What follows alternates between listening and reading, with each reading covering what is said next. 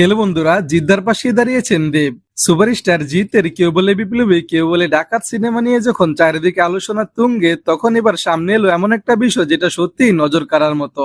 মাত্র এক সপ্তাহে সিনেমাটির 1,30,000-এর বেশি ফুটফল। এই তথ্য প্রকাশ্যে আসার পর থেকেই এক পক্ষের জ্বালা শুরু হয়েছে। কেউ সিনেমাটার সাফল্য নিয়ে কথা বলছেন, আবার কেউ এই সংখ্যাকে নিয়ে প্রশ্ন তুলছেন। বেশ ভালো কথা, কিন্তু একদল রীতিমতো নোংরা খেলায় মেতে উঠেছেন। আর তার মধ্যে সামনে এলো দেবের একটি পোস্ট, যেটা এখন নতুন করে আলোচনার জন্ম দিয়েছে। তার এক নিম্নমানের ফ্যান পেজের নেগেটিভ একটা পোস্ট শেয়ার করে তিনি লেখেন, ওর বিরুদ্ধে যা কিছু আছে সব মুছে দাও, সে আমার বড় ভাইয়ের মতো, বরং টিকিট কিনে সিনেমাটা দেখো এবং অন্যদেরও সিনেমাটি দেখতে বলো। আমি আগামী সপ্তাহে সিনেমাটি দেখতে যাব। অর্থাৎ পোস্টটির বক্তব্য কিন্তু একেবারে অন্যরকম। সেখানে জিতের বিরুদ্ধে কিছু না বলে বরং মানুষকে সিনেমাটি দেখতে উৎসাহিত করা হয়েছে।